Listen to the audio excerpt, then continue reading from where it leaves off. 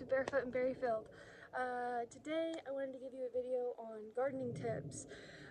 So the tips I'm going to give you today actually helped me a lot. They showed me a lot of things that I could do in my garden, and I am still a beginner. I am not in any way a professional, so do not take it as such. I just wanted to basically share what helped me and how I can share it with you guys. So the very first thing is knowing your growing zone. That is probably the most important thing that you're going to have when you're starting your garden, okay? So I'm going to have the link in my description to figure out what your growing zone is. It's the hardiness zone map. You put in your zip code and it tells you right away what growing zone you are, and all you got to do is just look up what crops you can grow off of that growing zone. So for example, my growing zone is 7B, okay? I do have winters here, so it does get pretty cold where I live. It can get down to like 5 to 10 degrees. So I cannot grow citrus and I cannot grow avocados, which is super sad because I really wanted a lemon tree, but it's okay. I can still grow wonderful things like apples. They love the cold. They like a little winter snap. Same with cherries. That is actually probably my favorite fruit. I've got a lot of cherry trees here on my little starter homestead, and I'm really excited for them to pop. So I have a lot of stone fruits too. I could do peaches, I can do plums. Actually, I don't know if plum is a stone fruit. It might be. See, that's what I mean. Still learning. So I'm gonna have to look that up. But peaches I know for sure is a stone fruit. But I can grow a lot of things like that. More tropical things is really hard for me to grow, as of the citrus and the avocados and like cucamelons. I tried growing cucamelons in my garden this year. Did not work out. I started them from seed. They were going crazy in my house, and then I planted them out in the garden during summer and they just withered and died. So like I said, still a beginner. I still have to figure out some things. But yeah, number one, that is like the most important one. Number two, okay, so my second tip for you starting your garden is starting slow and just growing the things you can. So in your zone, this is my tip. If you can grow zucchini, tomato, cucumbers, anything that you can just directly sow into the ground that are really easy, like beans, in your zone, I suggest starting with those first, because you don't know everything. And that's what I had when I first came into it. I was like, oh my gosh, I know a lot about gardening. I'm gonna just start planting everything at once and it's gonna work out because I know it's just gonna grow. It did not. It did not grow. There's some plants that are picky and they're a little stubborn, and I thought I knew it all, and I don't. So last year I started with tomatoes, peppers. Peppers is a good one in summer because those can go pretty crazy. You just have to take care of them. And then tomatoes will go crazy. I have a lot of tomatoes this year after learning my lesson last year. And then, yeah, zucchini. My zucchini plant went crazy last year. I had so much zucchini. I did not know what to do with it. It was also great though, so I wish I would have canned a lot of it, but I did get a lot of it away. Another thing to learn for this year. So yeah, zucchini, cucumbers is a good one. You can can that, make pickles, of course. You can make other things and just can it and leave it, and it's great. And it's a mass producer. It goes great in the summertime. As long as you have a warm climate, you're all good. Beans. Beans is a really good one. Beans will... Stella's back to say hi, everybody. Oh, never mind. She went back to the garden. So beans is a good one. What else? Those ones are the pretty much like the staples that I do suggest starting with, because they are easy to grow and they will like give you a bigger harvest, and they're not like completely low maintenance, but they do thrive in warmer weather, and all you have to do is water it and it'll blow up. Some pruning is involved with tomatoes. They do like a lot of airflow through their leaves to get a gooder, like a better harvest. So definitely, I will have a video on how to prune tomatoes later on. I do have a lot of them, so I can show you guys. But that is going to be my second point. That just start with easier grower like crops, start small, and just learn off of that of what you can do better, basically. Because there's always room for growth and learning, and you don't know everything. So don't pull a me, because I thought I knew everything. I do not, especially with gardening. So just focus on that. Third tip, guys, is once you start growing stuff, even though I just said in the last tip, like the tomatoes and zucchini and stuff, if you don't like those crops, you don't have to plant them. Start with crops that you're actually going to eat, because you're putting all of this energy, you're putting all of this, water. Water bills do cost money. So you're putting all of this energy, pruning, making sure you're taking care of them, checking on them every day. Like, you're putting all this energy and time into this crop that you're not even going to eat. So what's the point? So if you like it, or anybody else in your house doesn't like it, you can have it to yourself. That's a good little treat.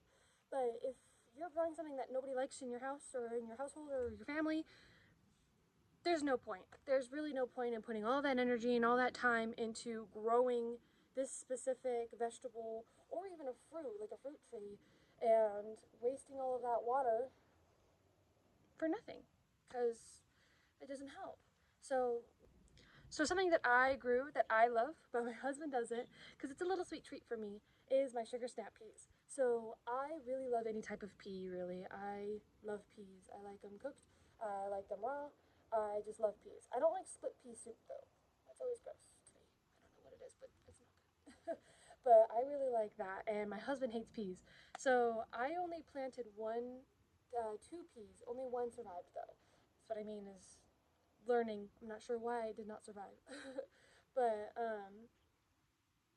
I planted peas, and I really like peas, especially sugar snap peas. They're really good. Dip them in ranch, eat them as a snack. Great little pick-me-up.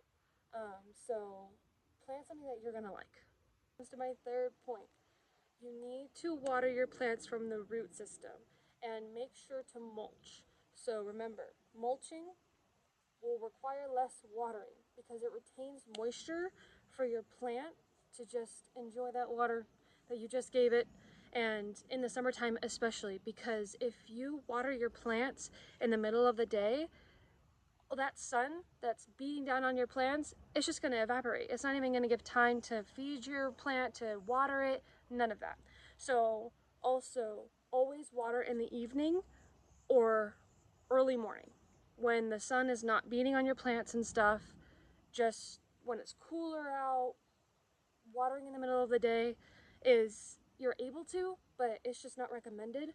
It's always good to give your plants time to drink the water you're giving it. And mulching will really help with that. So deep water your plants at the root base so you don't get their leaves wet and everything, or you can create all kinds of problems for them, like funguses and all that. It's just not really great for them. I usually water at the base of my plant. If like the bottom leaves get wet, that's okay, of course, it's outside. But watering the soil next to it is a lot better than just directly spraying your plant with water. It's not really doing much for it, it's just causing it irritation. So just water it from the base of where your soil is. And mulching, you have all kinds of things on your yard that would help you mulch. You do not need to go to the store and buy a whole bunch of stuff. You don't need to spend a bunch of money for that. If you have a tree that's basically just falling leaves everywhere, get a giant barrel or a wheelbarrow if you have one, plastic bag, doesn't matter, your arms, grab a giant pile of leaves and put that around your plant. That is going to help retain moisture. Same with sticks and twigs, hay, straw. You can buy wood chips. You don't really need to if you have things in your garden already that would help you. Leaves is probably the best one that I'm pretty sure everybody will have. if you already have a wood chipper, that's awesome. Use that to your benefit. Chip all kinds of twigs and stuff that you have in your yard. I have so much property that it's just ridiculous. I have twigs and leaves and, you know, things everywhere. But Lowe's did have a really great deal on wood chips, so we did get a few bags. But I usually just mulch with like straw or something at the feed store that I go to because it's super cheap, and I also need it for my chickens. So straw, hay, leaves, twigs, anything you can find that would retain that moisture on top and help it. And that will help your plants significantly, and you don't need to water your plants all that much after that. You could probably water it every other day. You don't need to water it every day because that will retain all that moisture and it'll help it. In summertime, you should still definitely check on your plants, especially if it gets really hot where you're at. You might need to water every day because they're just getting that water sucked out of them. And if you can't, you know, mulch your plants, you don't have any of that stuff on your property or in your garden, none of that, and you don't have the money to go get like wood chips or anything like that, do not panic. It is not a need. It's just something that's really going to help your plants. But if you don't have it, then watering every day will still work. Okay guys, fourth tip, companion planting. It is actually very important. So if you plant certain plants together that don't like each other, they're not going to have a good time. So you can help prevent pests and other things in your garden that also would benefit other things. So the biggest one I know is, I think of Italian food. Tomatoes love basil. Tomatoes and basil, they go great together. Why wouldn't they? Italian food is amazing. So always plant your basil with your tomatoes, maybe in between each like row. If you do like squares, you could do one each in between, so 2 tomato plants, and then your basil's right in between them if you guys want a lot of basil. I only have 1 basil plant in my garden because it is a huge grower, and as long as you harvest often, then you will get a lot more producers. So always have a companion plant in your garden next to one. If you don't have that, that's okay. They don't need it. It's just good if you're having troubles with pests. Marigolds with tomatoes is actually a really great companion plant. I always have marigolds with my tomato plants. My whole bed is just tomatoes pretty much, and I have marigolds in there. So they're super easy to grow too, and pests do not like the smell of it. Same with basil, and basil will improve the flavor of your tomatoes. So it's a really good one. Companion planting is very important. I don't know all of the companion planting. I know corn and beans really like each other. They can grow off of each other basically. Beans can climb up the corn stalks. That one's kind of a given to know. That's how our old ancestors used to do it. So yeah, look up a few companion plants, that you're going to grow in your garden, like zucchini or tomatoes. The tomatoes one is basil and marigolds. Those are like the biggest ones for tomatoes. And anything else you're going to grow in your garden, look up the companion plant for that. And if you have the time and you're able to grow it, maybe plant one, slow maintenance. You know, you get a little bit more time, but don't stray from the easy, you know, growing slow to, oh my gosh, I have to have all of these. Just try like one companion plant with something and see like the difference between them. Okay guys, tip 5 is to amend your soil. So you don't need to get a fancy test or nothing like that. If you're trying to grow flowers or anything and they're not popping up or anything like that, or if you have rocky soil like I do, amending your soil, even if you don't really know if it's not soft or anything, getting a few bags of organic soil or some chicken manure or steer manure, anything that's like at Home Depot or, you know, Lowe's that's super cheap, that would help your soil. More nutrients, it softens it up so they can grow easier through it. It's just a really great way to help your plants grow, and you want them to thrive. It's probably one of the biggest ones. So make sure to amend your soil. I have really rocky soil at my house, like really rocky. I have giant rocks at my house. I will show you. So I have rocks like these, basically just in my soil, everywhere. They're everywhere, absolutely everywhere. And it's actually really frustrating trying to, it's a big rock, trying to garden or sow anything in this type of soil. So I do have chickens, and chicken manure, if you're starting a homestead, if you're starting, you know, a little thing like I am, get chickens. I'm gonna have another video of why chickens are so amazing, and a little teaser. Amazing compost. They're amazing with manure. It helps everything. So get yourself some chickens. Another side tip. But yes, their manure is amazing. Any type of manure, just amend it into your soil, dig it up, get shovels, get down and dirty, and just throw it all over there and mix it together. And I will promise you, your stuff will go crazy. My fairy garden that I showed you guys in my introduction video, that was nothing but barren and sad. And I put all kinds of like manure and other things inside of it, and it just blew up with flowers. So really important to amend your soil.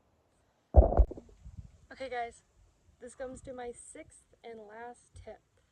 So my sixth and last tip is you do not need fancy gadgets, and you also need to harvest your crops often, okay?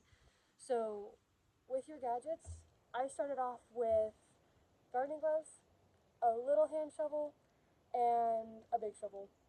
Oh, and then kitchen scissors, literally. Just start off with kitchen scissors to prune and cut my plants.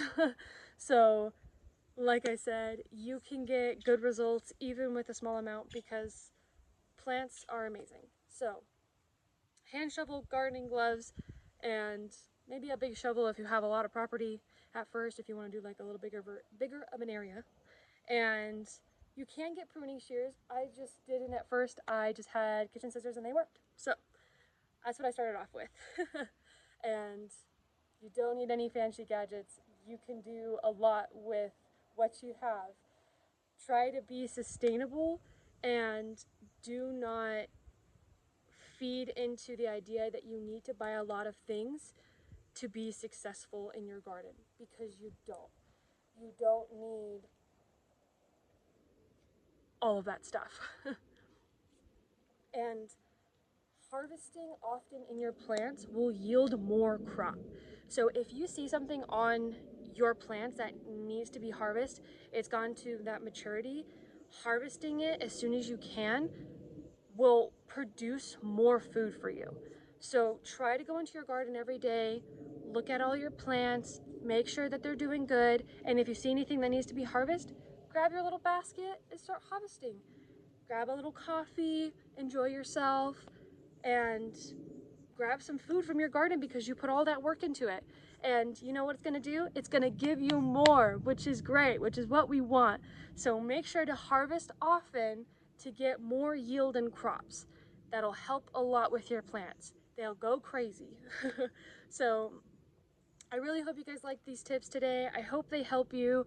I really want to see your guys' gardens. So if you see this video and you comment, send me a picture of your gardens. I would love to see them. I love seeing other people's gardens. And if my tips helped you, please put them in the comment of what you didn't know that, you know, I told you or helped you, because it's really great to get feedback. Let me know what you guys would like to see next. I'm open to anything. All right, guys. Bye.